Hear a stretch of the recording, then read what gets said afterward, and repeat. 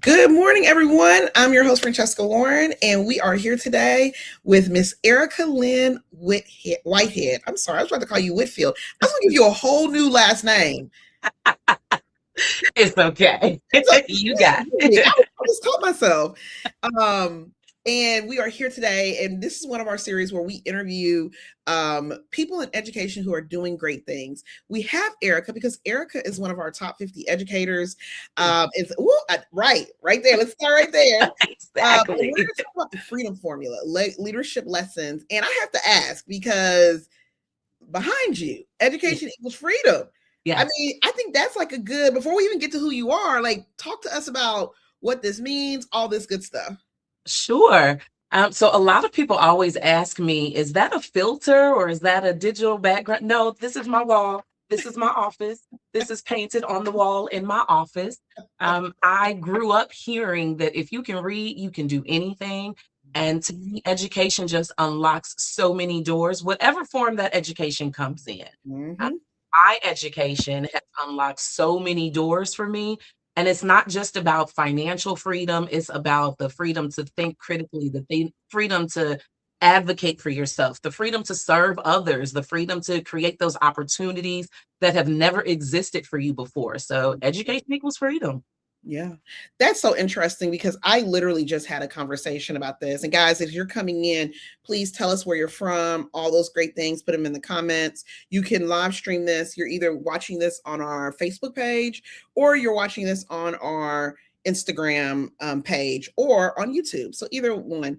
But I just had this conversation with somebody because I was talking about all the things that are happening in education right now and all of the things that people seem not to care. And one of the things that I talk about is some people don't have the capacity. They don't have the critical thinking it is taking right now to say, wow, this is impacting this group of people. They're coming for me next. So when you say education is freedom, to Mhm. me, I always tell people there's a reason that education is attacked. There's a reason that public education is attacked because once you educate someone, it is very hard for them to go back to who they were. So Absolutely. this anti-intellectual movement, this anti-public education, it's intentional. Nothing is for chance. But I saw that Absolutely. and I was like, I like that. Now my husband might be mad if I paint the wall like that, but I love it. You hear me? Love I it. support you, girl. Go on and do it. I I support you. appreciate it. Now, before we talk about who you are, what you've done, I want to very quickly, every day we get emails in from thousands of people around the world. And the questions usually are around all things education. So some people are upset because their principal told them this and da da da da. You know, it's all kinds of things. So Mhm. are you ready for us to ask you a what would you do? Kind of like a have you seen the Facebook questions where they ask, "Are you the asshole?" and then you answer them? Have you seen those? Yes. So I'm gonna ask you this. There's Okay. no right answers. Okay. Okay. A teacher asks, "Thank you for posting this. Please keep my identity private." We got you, girl. I teach US history, and I have a student from last year who failed my course last spring. They have an IEP that I followed to the T. The problem is that the child refused to turn in the work. My administration has supported me and have really had my back as I've met with the mom, the student, and provided a folder full of everything I tried to do to help the child. The problem is now that the mom has started to post on social media about the school and how we're targeting her child. And as of last night, she posted about me. It's rambling, and I'm sure people know that something isn't right, but her posting that I did not do my job when I have the proof enrages me. I've met with the mother and the student and provided a folder containing everything I've tried to do to help the child. But the mom wants me to change the grade, something I am not going to do because it's not ethically right. Admin is on my side. The county has told her they will not change the grade. My brother in law is an attorney and has said if she continues to post about me, I can send her a cease and desist. And if she continues, I can sue her. What would you do in this situation? Oh, I that know is this was listen. What would you do? Well, I know what I would do. I'm gonna let you. What would you do first? wow. So what I first and foremost, what I appreciate is the acknowledgement that you followed that IEP to the T. Because a lot of times we can't always say that. You followed it to the T. Your administration backs you. I would definitely continue to involve your administration because they can speak on behalf of the school and on behalf of the work that they know and have seen you do in your classroom. I would also kind of give some credence to what brother is saying about sending a cease and desist. Because once you take things to social media, now it's no longer just impacting the school, it's now impacting me personally. So once you impact me personally, then that goes to a whole different level. And as someone who has had to um, involve some legal advice for some previous a previous institution I was involved with. I understand how your reputation can potentially be damaged. And as the educator, all you have is your reputation and what you do in that classroom. And you can't afford to compromise on that, especially if you know that you've done everything you were supposed to do and you have the backing of the school. So I would listen to what brother is saying and explore. If you cannot come to an amicable decision once you and your administration sit down with that family one final time, I mean, hey, you push buttons, then Yeah, I would agree to that too because there's a fine line. I'm a former high school teacher and I held kids to a line, and I don't believe in and I'm speaking specifically from my experience. I mhm, don't believe that for my kids that I taught, black and brown children, that I'm teaching you a good lesson if you can go change a grade.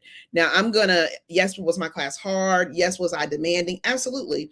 But I also know that you're brilliant. And so regardless if you have an IEP or not, this was the work. This is how I accommodated you. You did not do it. There will not be a changing of grades in my class mhm, ever, ever. And I feel like we're at this point in education where if a parent screams loud enough or crafts a good enough email, people get scared and it's just like, we'll change it. We don't want any problems. No, no, no. exactly. We're not teaching kids. That's not what to teach children. Hold that line Mhm, and I agree with the brother-in-law. You know, as a teacher, sometimes I'm gonna go back. I've never met a teacher who purposely did something bad to a kid. Me ag- personally, right? mhm. If something has happened, many times it's just you didn't know or you didn't follow protocol, and then things come out from that, right? Or Or misunderstanding. Absolutely. misunderstandings. But I've never seen a teacher do something harmful to a kid that they knew they shouldn't do. Now I'm Mhm, sure there's cases that this has happened, right? mhm, So absolutely. if you are on social media calling me out my name, telling people I did this, well then there's consequences for that, especially when Absolutely. I have proof. And I feel like we get a lot of questions from people who are going through this, and sometimes parents are relentless. And I wonder, part of me wonders, is it because this is a woman-centered profession? Because the attacks, and I'm like, whoa, whoa, whoa, we're all adults. You're not, you can't speak to me like that. So Right. that's just my thoughts. I don't know. I think one of the other things that we also have to consider is that um, kids earn grades. We don't just give grades because if that were the case, then every kid I've ever taught would have graduated with a 4.0 GPA with straight A pluses because I want all of my kids to be successful. So if I am just assigning grades, just giving grades, it doesn't matter the effort you've put in, doesn't matter the work that you've done, it doesn't matter how critically you've thought or your participation or all of the novels that you've read, then hey, just take the A and go. But if I'm going to hold the line, if I'm going to uphold a standard of excellence, then that means you have to earn everything that you are getting in this class. Because when you walk out of these four doors, you're going to have to earn everything that you get out there as well. So I am developing your habits right now so that, again, you can go and unlock that freedom and have, yes, thank you, Calvin, that academic integrity so that when you leave my classroom, you will know how to be an upstanding citizen, not Yep. just in an academic setting, but as you operate. The second thing is that for some reason, and it might just be me, and again, it might just be women in education, but sometimes people tend to think that teachers just have to tolerate everything. And that's just not the case. You wouldn't be in somebody's courtroom trying to put your own agenda. You wouldn't be in somebody's medical room trying Yeah. to push your own agenda. If the doctor says you need surgery to cut out something, you're going to have the surgery to cut out something. If the doctor says you have to take this medicine, Yep. otherwise something negative is going to happen, you're going to take the medicine. But Yep. then when it comes to education, if I'm telling you, you have to write this essay, no, I don't. I don't want to. I can do an alternate assignment. Why is that okay for us to accept in our profession? It's not. It's not. So I wholeheartedly support that teacher. Do what you have to do to protect not only the work that you're doing, but to protect yourself. Oh, I agree with that. And it's so funny. So we must both know Calvin. Shout out Calvin. I used to teach with him back in the day, like 15 years ago. So, hey, Calvin.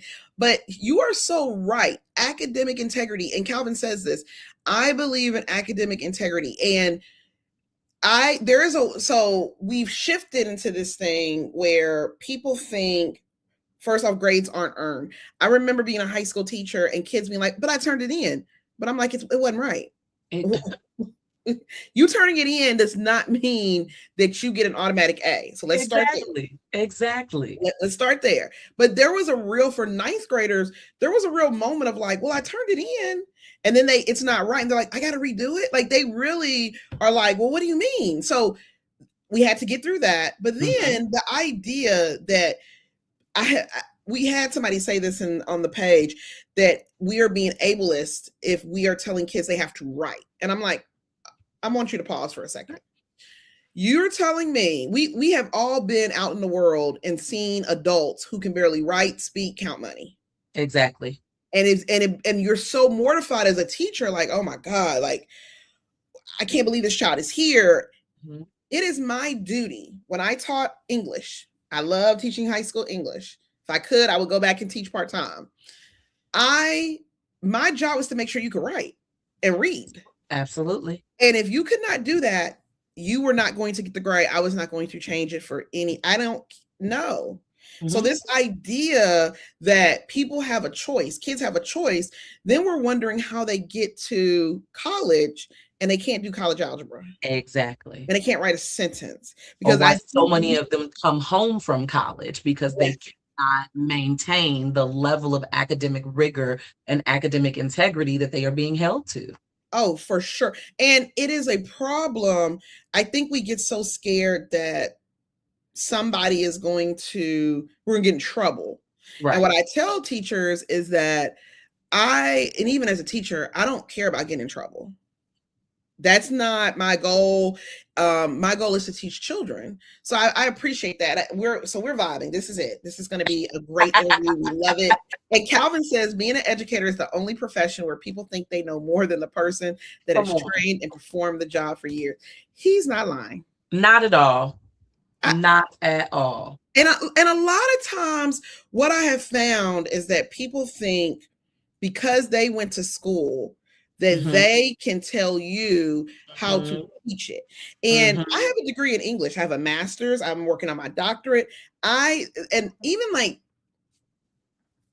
the anti-intellectualism, I feel like that is the starting point. I never go to the doctor and say, I know more than you, and let me tell you how to do your job. I can give you feedback, but I definitely don't know more than you. But as teachers, people do it all the time. Well, no, they should teach it like this. That's not how it works. That's exactly. Exactly. Okay. Now we're 14 minutes in, and I know we have been just vibing and talking. So, Erika, tell everybody a little bit about yourself. What is your background in education? How did you get here? How did you apply to be a top 50 educator? Sure. So I always kind of knew education was the goal for me. I grew up in a family of teachers. My mother is a retired educator. She worked in Chicago public schools, I believe 37 and a half years. My grandmother was a CPS educator, my godmother, just so many educators in my family. And I had the benefit of being under and being taught by really great educators. And I wanted to do that for other kids who looked like me, but maybe had different experiences than I did. So I knew education was the goal. So when I went to Hampton University, shout out to my home by the sea, I pursued a bachelor's in English education. I came back home to Chicago, pursued my master's at National Lewis in secondary education. And at that time, I was already teaching at Young Women's Leadership Charter School. And I like to tell everyone that's actually where I grew up in education. So at the time, it was the only public all girls charter school in the city of Chicago, servicing Black and Brown girls in the Bronzeville community from grades 7 through 12. And I started there as a middle school teacher. I ended my career there as the assistant director.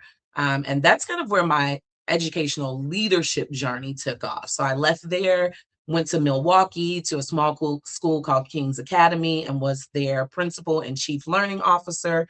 And that helped me realize that I did not enjoy the principal role at all.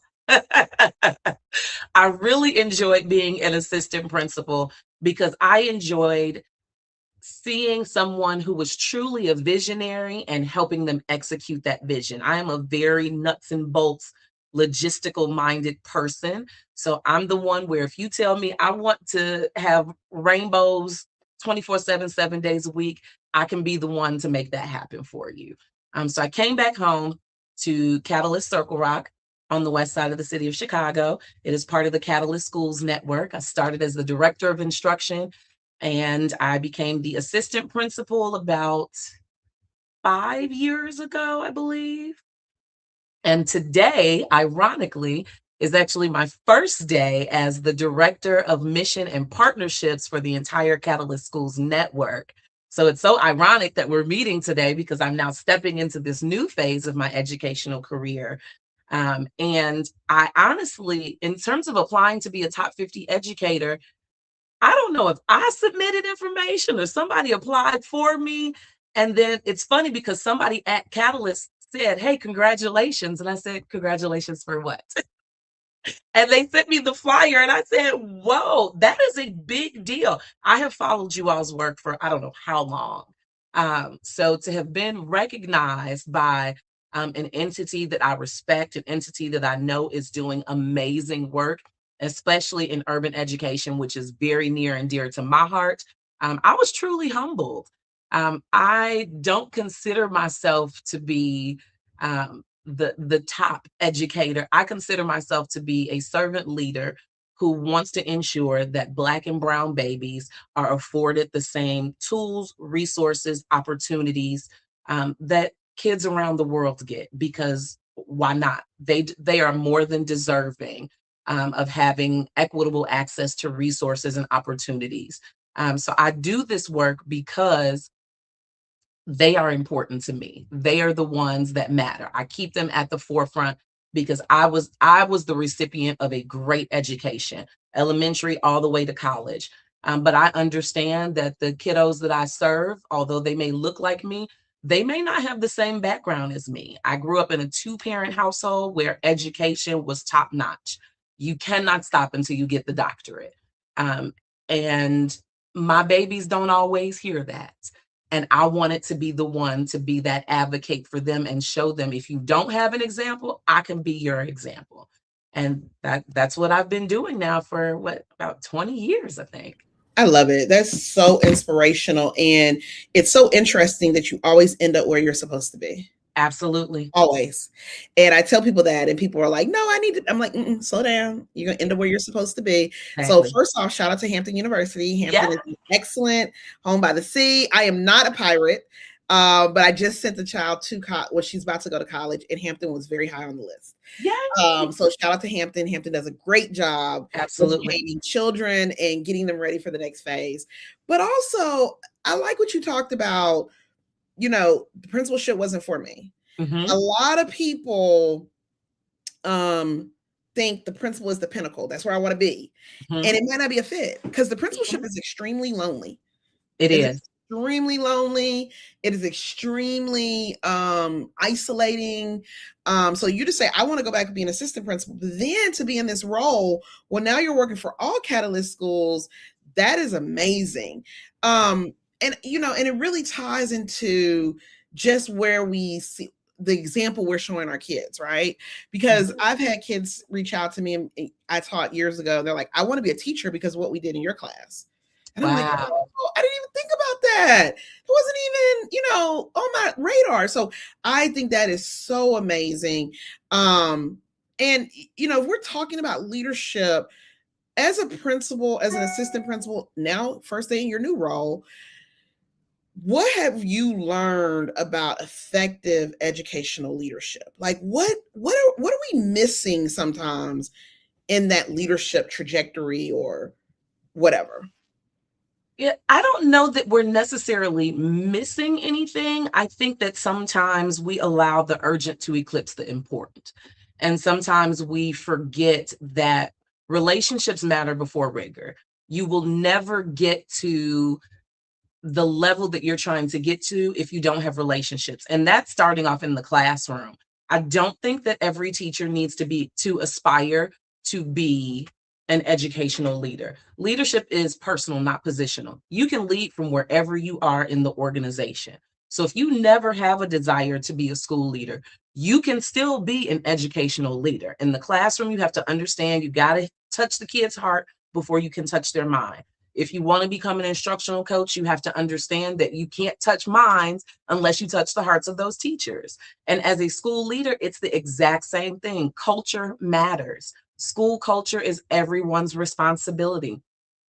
If you want to ascend in leadership, you have to truly understand that we're not just teaching for the now. We are truly teaching generations.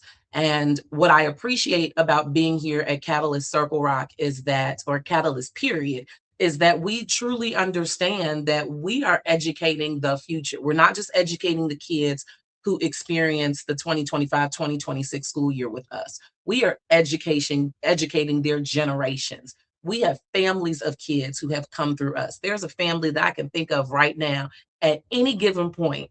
It's been about 5 or 6 of them in here, 5 kids, cousins, nieces, nephews. So to think, if those 5, once they grow up and have their own families, where are they going to come? Right back to Catalyst. Why? Because they knew that we took care of them. We loved them. We cared about not just how they excelled academically, but about their social emotional capacity, about how they can be leaders. That's what good educators need to remember. Everything rises and falls on leadership and relationships.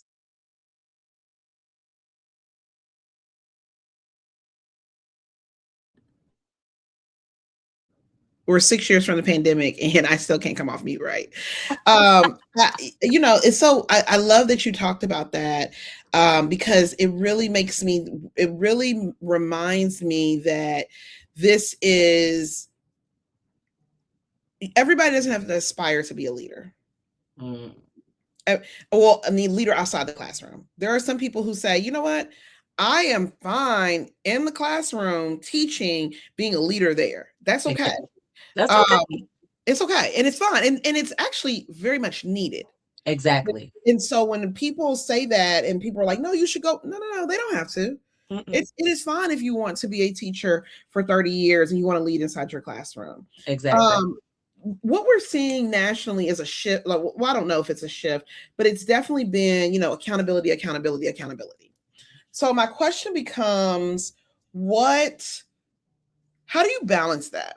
How do you balance that as a leader? Um, the accountability lessons. Many times, I feel like people have the principal and the teacher, everybody else, no one else is accountable. So how do you balance that? So one of my favorite quotes is by Brene Brown, and it's something to the effect of "Clear is kind, unclear is unkind." And at the end of the day, accountability is just clarity. So lack of accountability means that, in a sense, you're being unkind. A lot of people are very scared of accountability. We're scared to hold parents accountable. If you have a code of conduct in place and it has expectations for your parents, when parents break those expectations, sometimes educators or school leaders are scared to then go to that parent and say, hey, we don't use profanity in our building, or hey, school starts at 7:30 and your scholar has consistently gotten here after the first bell. If you're not holding people accountable, then you're being unkind and you're perpetuating negative stereotypes for Black and brown scholars, but you're also not setting those kiddos or those families up for success. Or if we're talking about teacher accountability, you're not setting your teachers up for success. So we have to realize that everybody needs to be held accountable. And one of the things that we like to tell our teachers is that, yes, it is up to the leader to hold the staff accountable. It's up to the leader to hold the scholars accountable. It's up to the leader to hold the families accountable. But it's also up to y'all to hold each other accountable, because you all are going to see things from each other that we will never get to see, because you all are working together more closely. You all are in these PLC meetings together. You all are hanging out together. You all are co-planning together. You're co-teaching together.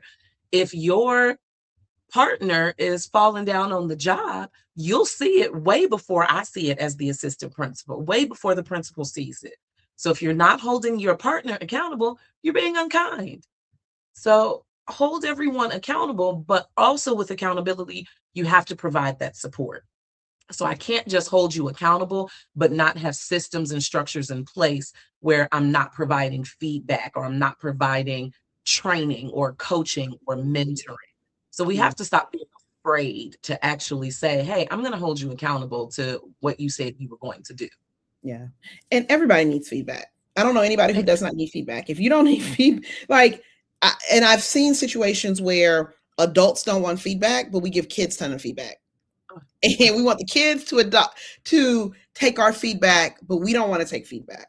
And I think that's one of the dirty secrets about teaching, is that as a teacher, you are, I think, personality type, and I mean this in the best way possible, is that we are know-it-alls, right? Because you have to be, especially high school teachers and middle school teachers. Well, actually, all of us, K-12, you have to be a know-it-all, because you have to you have to teach children. So you have to think about that.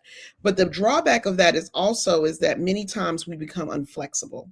Right. And we don't operate in nuance, and we act as if feedback is only reserved for them, Right. not for us. And that to me is a definite thing. And I think that's a teacher personality that we all have. Absolutely. Go ahead. What were you going to say? Now, I see that Calvin said in the chat that parent guardian accountability has been a pain point, especially in urban schools. And I agree, but I also think that falls back on the schools, because with accountability, you have to know what your expectations are. Yep. So if you don't have expectations, you don't know the expectations, or you're not effectively communicating them, then it's really hard to then hold people accountable to a standard that you've set that is unclear to everybody. So if you want to be able to hold people accountable, you have to have a standard first and foremost, but you also need to be able to effectively communicate what the standard is. Yeah. Yeah. And you cannot be afraid of it. At all. My experience has always been in urban schools, and always been in schools that, struggle with a lot of things. And the parents can, it's just almost like the kids can sense when you are about the business. There is something in our children that says, I don't think I should do that. And if I do it, I know there's going to be clear consequences. And I say that about parents also. Many times parents are just waiting to see what you're going to do. And when you don't do, they're like, oh, okay, so this is how it's human behavior. Exactly. So I always am like, nope. And Calvin is right. We have to set the example, and not you can't let people change the culture of your school because you're afraid to address something. Exactly. Whew. Okay, so this goes into our next question. We're talking about culture. We're talking about parent accountability, teacher accountability, accountability for ourselves. Right. What do you think is like the key ingredients? Let's say that, you get a new school tomorrow, and the school is struggling in every sense, academically, culturally, community, everything is on the fire. How would you create a school that's safe, people feel valued and motivated to learn? Like, what would you do immediately? Because this is July 1st, and in the South, I'm in Atlanta.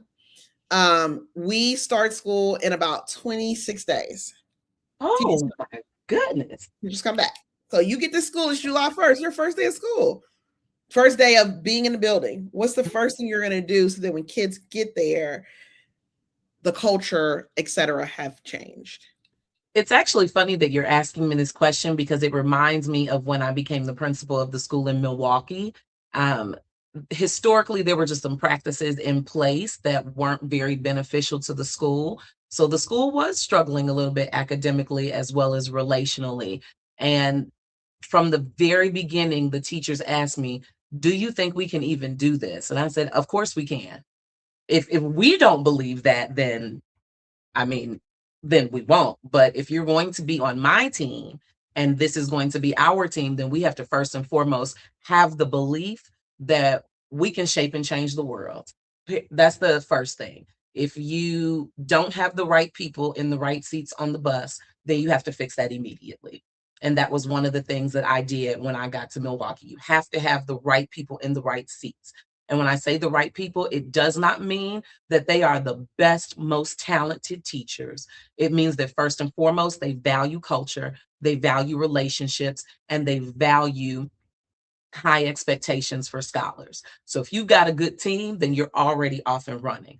The second thing is if it's day one, kids are coming at me, guess what?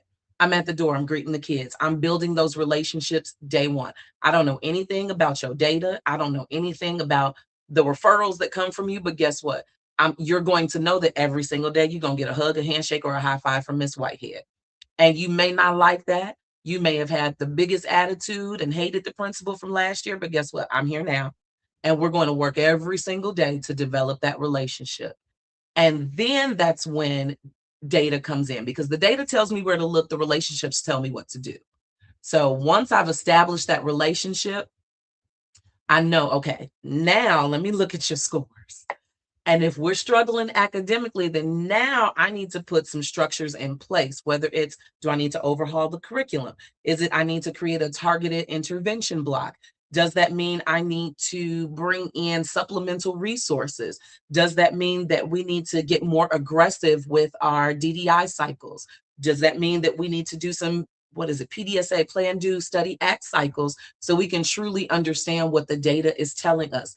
Does that mean we don't even know how to look at data, where to find data, how to disaggregate data? So now I need to train my team and coach them on how to truly analyze and respond to data. If I'm doing all of that at once by myself, that goes back to having a very strong team. Because, like you said in the beginning, being a principal, being a school leader, period, is lonely. So you have to have a core team, a core instructional team, instructional leadership team that is going to help you get that school on the right trajectory. So you've got that ILT that is working with you on the data. You've got your culture team that is helping to strengthen your school culture. And then you need to have that little core group that is working on your staff culture. Because at the end of the day, if we are not all working together well, none of this is going to matter. So there are different pockets that I would be working to put in place so we can all get the train moving in the right direction, down the right track. Well, first off, let's pause because this quote, I'm sure that our editor has already grabbed it and they're about to put it on social media. And Michelle, thank you for saying it. Data tells me where to look. Relationships tell me what to do. That is a word. That is a word. I love it. Yes, and I love that your plan is some tough decisions, but also some grace. Because I'm finding that sometimes schools are not fit. Certain schools aren't a fit for people, and vice versa, and that's okay. And you got to understand that, and you got to know that, and you got to act on that. So I appreciate that. I think that is key. Calvin says he has to go. He has a leadership retreat. Have an amazing summer. Thank you, Calvin. It's good seeing you. Love you. And so it makes me go to my next question.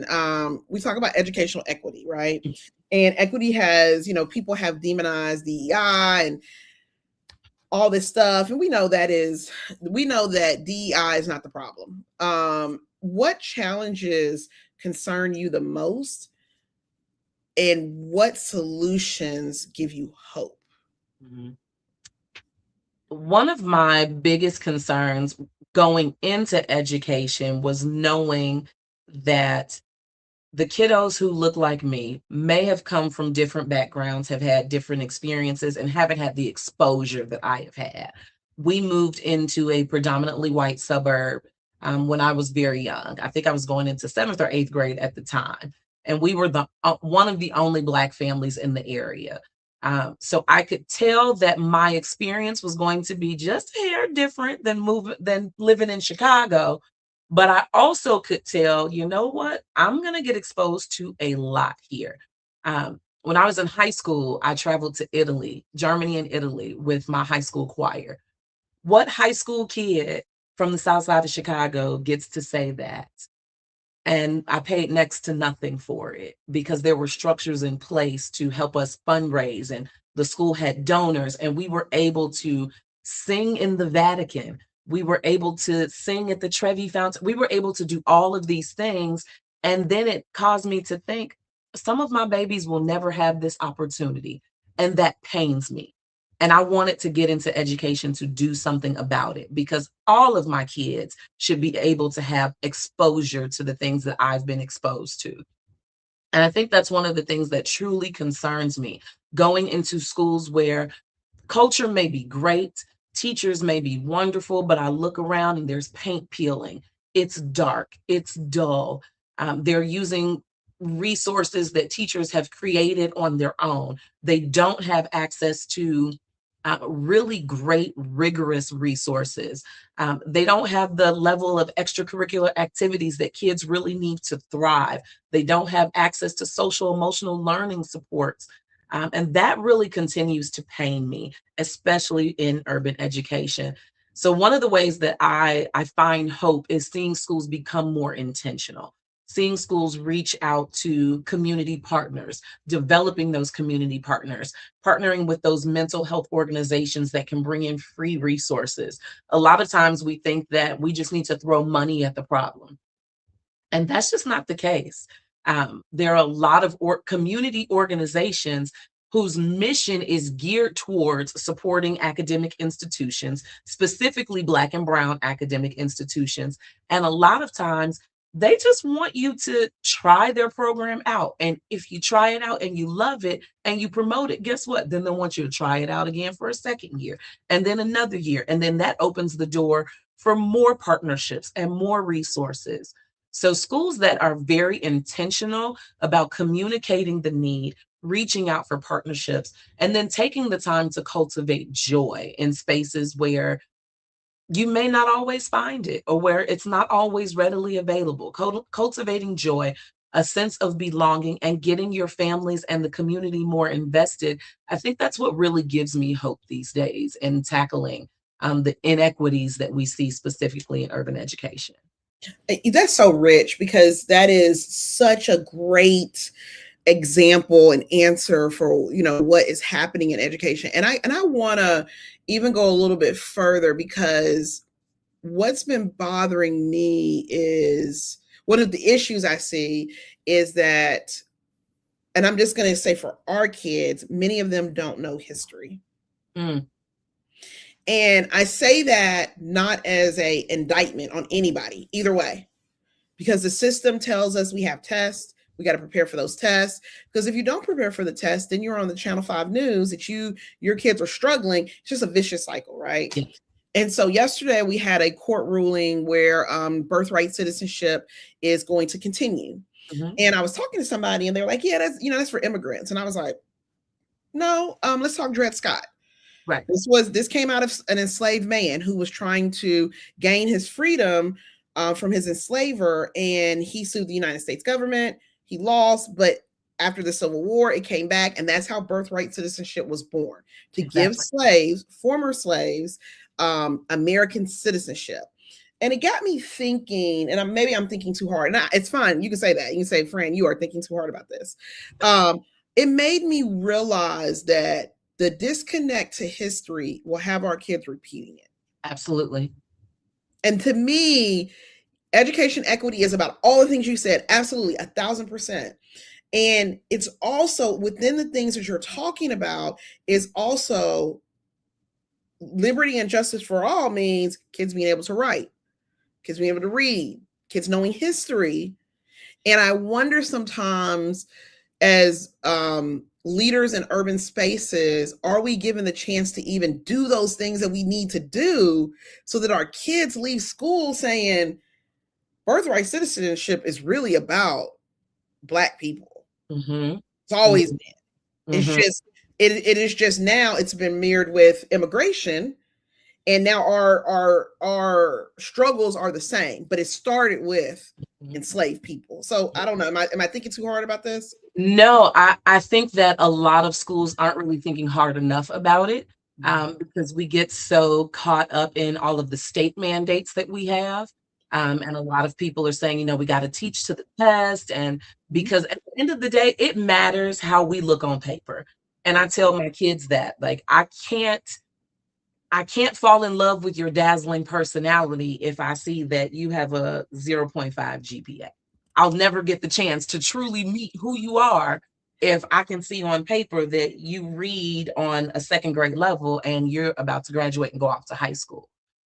So we get so bogged down with all of our state testing mandates that we forget about the human experience that education provides. We forget that one of the things I love about Hampton is that it's an education for life. It's not just an education for right now. It's not just an education to get the paper, to get the degree, to excel to the next level. Yes, and it is this freedom component that I continue to talk about. If we do not know our history, like you said, we are destined to repeat it. And we have to ensure that we are cultivating rigorous academic experiences that not only teach to the test, but also allow scholars to pursue their passion, allow scholars to understand history, and allow scholars to become advocates, to become catalysts, to become change agents, so that when they get out into the real world, they know that they're not perpetuating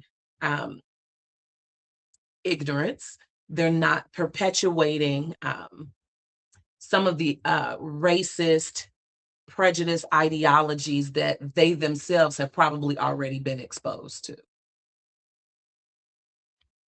I'm glad you said that because it is, the headlines will say the headlines. So the headlines of late in some of the tropes is nobody in Chicago was proficient. Nobody in the Chicago public, and I'm like, and we know it's not true, but we also know that that is the rhetoric that is being used to push that our kids don't need education, or Mhm. that you need to dehumanize them in order to educate them, or all of those things. And so, I'm appreciative of that, and I'm also appreciative as you as a school leader saying, "Yo, the scores matter."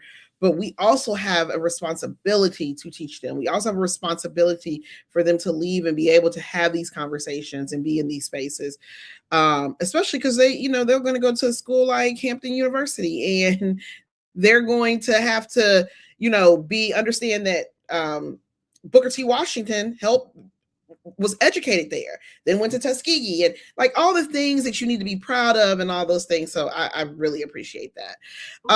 Now go ahead, you were going to say something. Oh no, I was just gonna say, of course. I mean, it continues to go back to education equals freedom.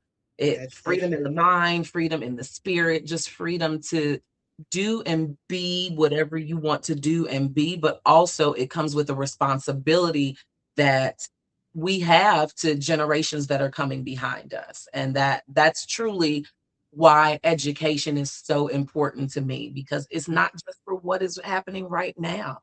Yeah. We've got generations coming behind us of Black and brown scholars, that I have high expectations for, and I don't even know them yet. So Don't they haven't even been born yet, but exactly. they're gonna be with us. So we have 3 questions left. Guys, you guys have been so good in the comments. Thank you. What do you believe is the most important leadership qualities that educators need to have to navigate the future of education? Oh, good question. I definitely think educational leaders need to be emotionally intelligent, Mm, especially these days.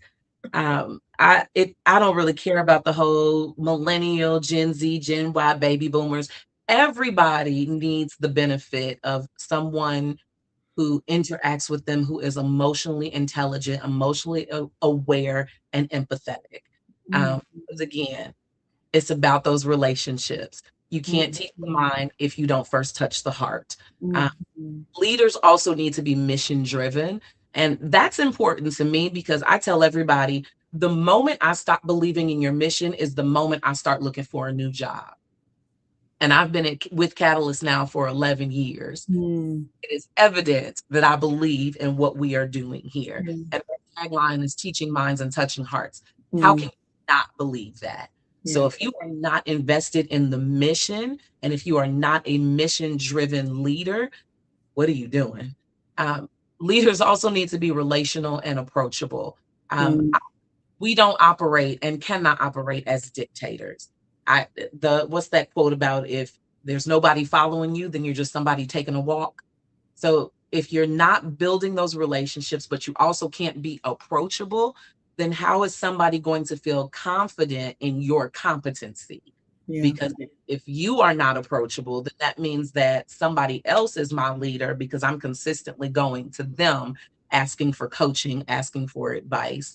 And lastly, leaders need to be courageous. Mm-hmm. You have to have the courage, number one, to be in this profession, period, because education is hard. It And is. I know that there are other professions that are hard, but you cannot tell me that being in education is not hard work.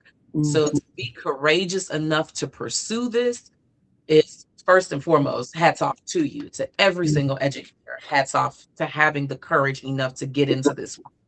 But then to be courageous enough to step out and be a leader, I mean, that is just top tier. You have to have that courage to stand in the face of adversity, whether it comes at the school level, outside in the community, or from the government, as we're Mm-hmm. saying.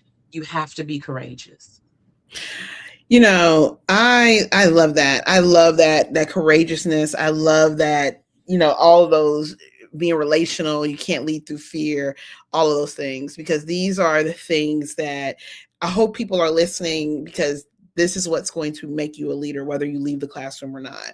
Absolutely. Um, you can't touch your mind if you can't touch your heart. Yeah, girl, you giving us all the quotes. You giving us all the quotes, all the things. We love it. So I have to ask, and I usually, well, first off, before I ask this question, is there anything that we have not talked about that you're like, listen, I need to talk about this. This is my soapbox. I need to have this conversation. Anything? Did we miss anything? One of the things that I'm thinking about is the notion of being a servant leader. And Mm, a lot of people don't like that term servant leader because who wants to be considered a servant? yeah. But at the end of the day, as an educator, you are a servant. Um, Mm, you are serving these kiddos, you are serving their families. So service to me is my personal mission. mm, I believe I was created to serve. I seek out other service opportunities, whether it's in the organizations I'm involved with externally or just here at the school. I'm always doing something to make sure I am of service to my kids, my staff, and my families, and my principal. Because people can't do this alone. You can't educate alone. We can't do this in silos. So if you're not actively working with someone, serving someone, how can you call yourself an educator, and how can you even make that step into leadership? yeah. Yeah. I love it. I love this. You know, and this kind of goes into our next question. And this is about, you wake up tomorrow on July 2nd and you are the Secretary of Education. Ooh. I'm not even going to say who the president is because it doesn't matter. You are the Secretary of Education. You are going to set the vision for education in this country. What are going to be your first priorities? What are you going to do? What is going to be your signature program? So one of the things that, not one of the things, probably the most important thing is, like I said before, that equitable access to Mm, finances, resources, and opportunities, mm, especially in urban schools. yeah. So if the school in Oak Park River Forest, that's right up the street, is getting however much money per kid, guess what? The school in Austin, right next door, that is one of the most impoverished communities on the west side of the city of Chicago, is going to get the same per pupil amount, period. That's it. Mm, Why would that not be the yeah. case? Yeah. If we want to ensure that everybody has a fair chance at success, then per Mm, pupil amount funding is level playing field for everybody. Everybody is going to get access to the resources that they need. I don't know where that money is going to come from, Francesca, but it's going to be there. I'm just saying, it's Yeah. as Secretary of Education, I'm saying I got access to unlimited money, so everybody's going to get everything that they need for every single kid that they educate. Period. Yeah. I love it. I that is such a the answers that I get from people are so diverse that I'm like, yes, we need more educators as the Secretary of Education. Because why wouldn't an educator be this? Okay, I'm gonna leave it alone. Why wouldn't the educator be the Secretary of Education? And why wouldn't the Secretary of Education work to promote public education? That's a different topic for a different day. And we're going to go from there. Exactly. I have to thank you for being here. This has been a joy to interview you. Guys, tell us where we can find you. Where can people who are saying, I know Michelle is going to look you up. She's going to friend you on Instagram or LinkedIn. Where can people find you? Yes, you can definitely connect with me on LinkedIn, Erika Lynn Whitehead. You can connect with me on Facebook, Erika Lynn Whitehead. I am on, I don't call it X, I call it Twitter at sassy_symphony. But yeah, you can Google me, I'm out there. But yeah, I would love to connect, especially on LinkedIn, because I always share a lot of resources. I'm a person that I'm not a gatekeeper. So if I have a program, if I have a connect, a network that you need to be a part of, I'm always putting those resources out on LinkedIn. So definitely connect with me on LinkedIn, Erika Lynn Whitehead, and then you can find me at Catalyst Schools in the city of Chicago. I love it. Guys, thank you for joining us today. Every Wednesday, we bring an educator on here to talk about their path, what's going on. And next Wednesday is no different. We will have Dr. Angelo Varela. He is another top 50 educator who will be there. Also, this Sunday, Erika, you are more than welcome to come. This Sunday, we take all of the shenanigans of the education news for the week and we have a talk show. We have 5 or 6 of us, and we really, it is very relaxed, but we talk about all things education. Join us at 8 p.m. on Sundays. In the fall, we have a new podcast that is coming. It is focused on all of the questions that we get as educators. And it is a roundtable discussion, and it is going to be juicy. We are about to start filming those. Erika, thank you for joining us today. We appreciate you. This has been a joy. Guys, like, share with 5 of your educators who need to hear from a real educational freedom fighter. Thank you. Thank you, Francesca.